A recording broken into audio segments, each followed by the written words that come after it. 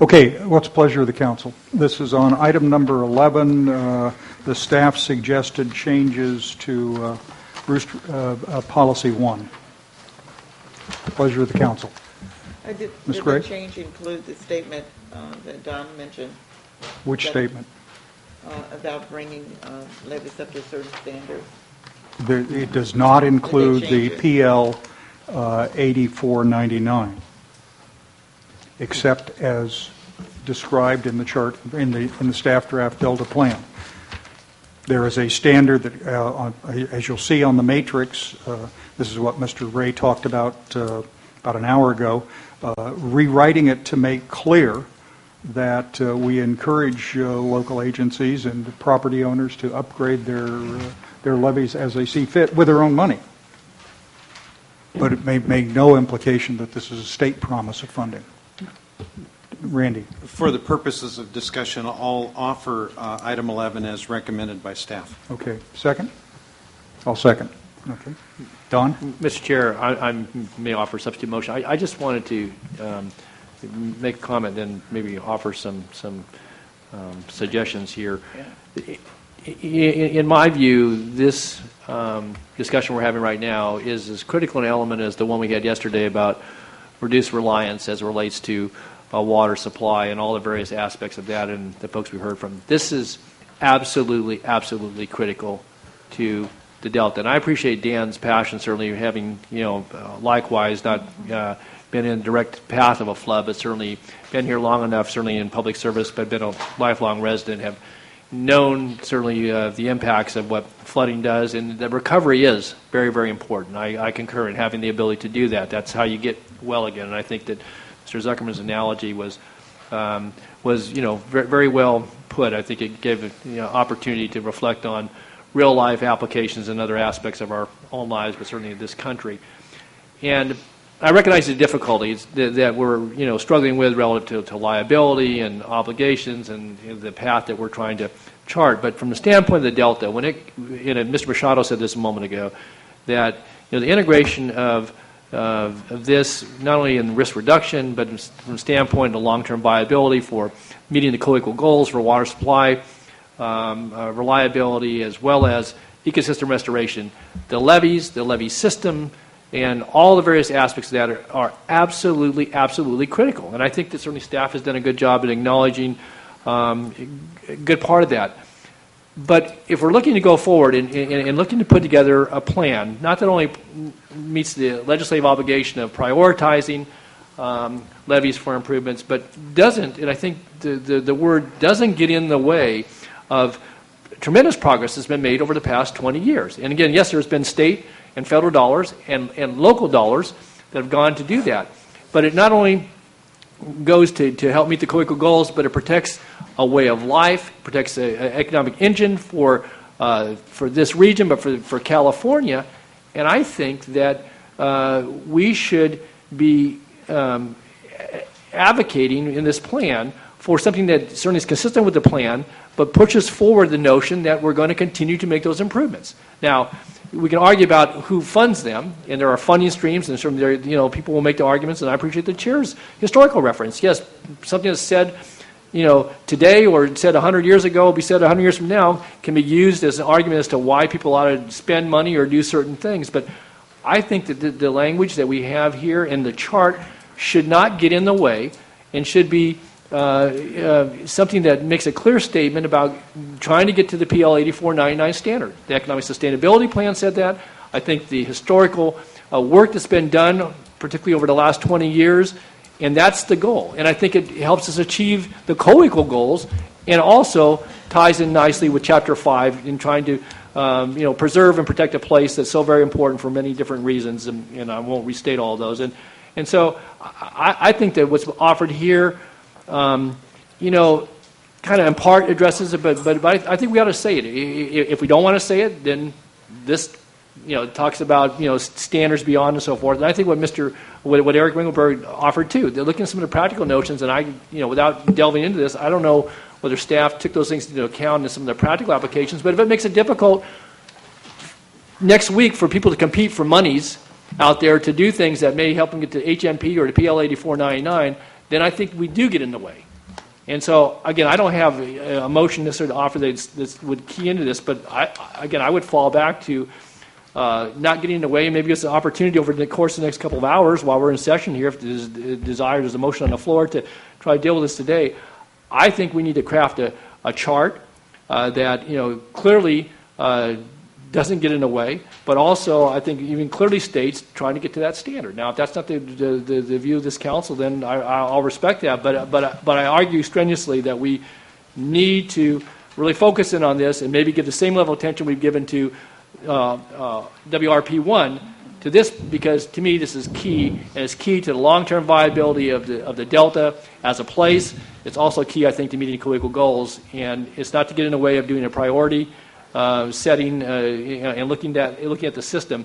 But I think if we get off the track here, not that staff hasn't tried to address this, I think it really does get in the way of good work that's being done in the Delta, and I think it will not serve the Delta well in the long term, nor the state goals to meet water supply reliability and ecosystem restoration. So, Okay. All right. Let me just make one note.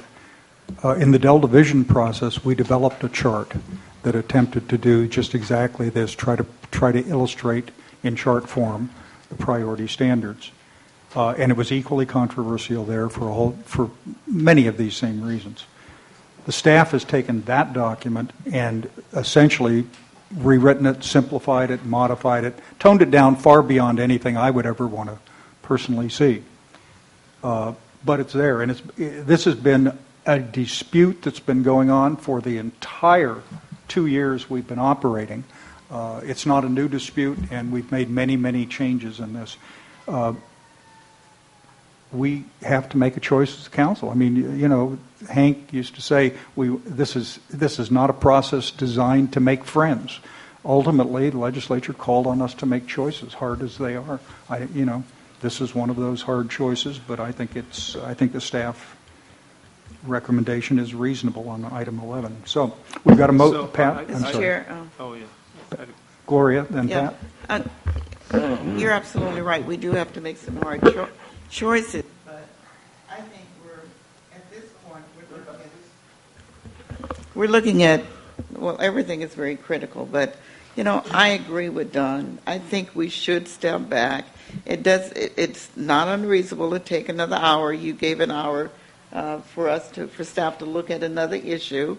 It's very important. Don's very passionate about it.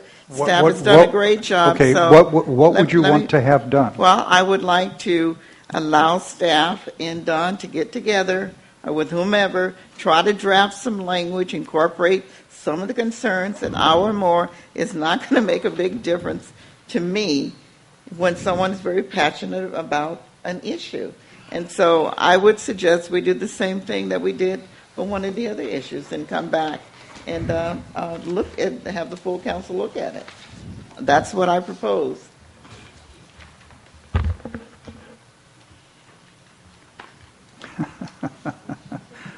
What would you like the change to reflect? I don't know what the exact changes would be. I think Don has good input. We've heard great input also. Staff has done a great job. I would like to see Don and staff get together and come back in an hour and see whatever they can come up with for the council to look at.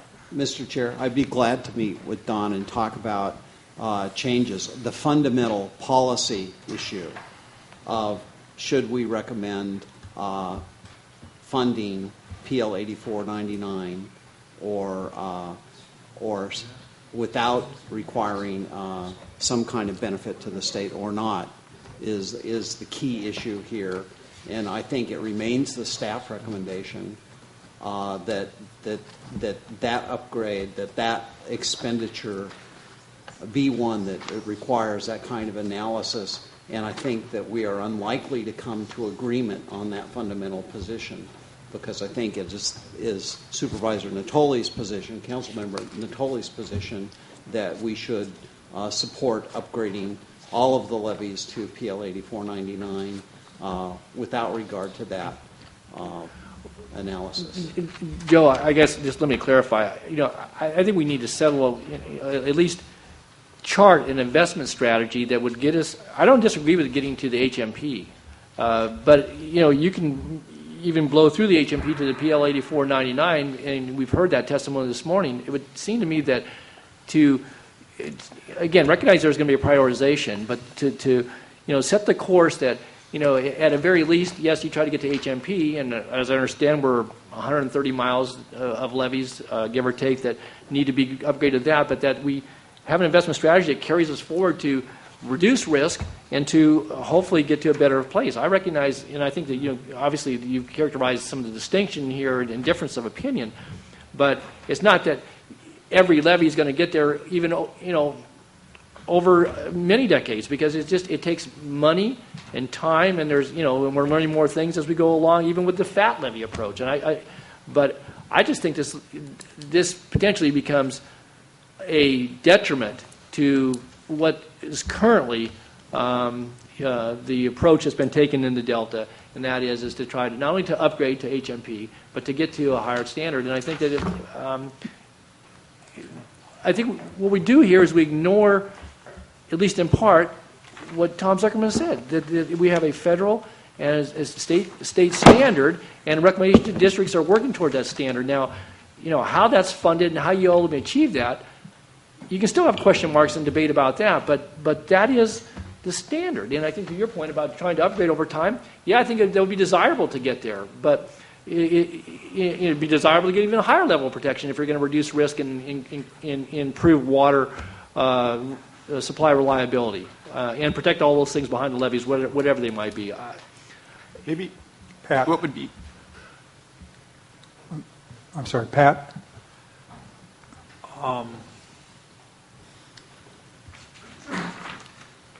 I wanted to ask whether the option recommended by Tom, Which he says is not his option. You were out of the room. We've removed his name from that matrix, although there was some talk that it came from an email he sent one time. does that mean the option's not under discussion or has no advocate for it? If so, Well, the advocate for it is currently not identified. Well, I will step in and say that the reason for that was our discussion at the last meeting and one of our side conversations where Tom identified that there are levees where there are islands that are partway, 2/3 of the way through upgrading to PL 8499, and that ignoring that and leaving kind of a system that's only partly done potentially is not a good thing, and so we ought to, in our prioritization process, allow for that. And so this was an attempt to say, okay, there may be instances where investments have been made, and you ought to think about how you, given the limited resources that we have, as Dan explained earlier, we have $123 million remaining, and so it's an interim provision. Yeah, and these Right. these are interim standards in the chart that are. So only, Tom, I'm sorry because I missed some of this, but is that helpful? Yeah, the irony of it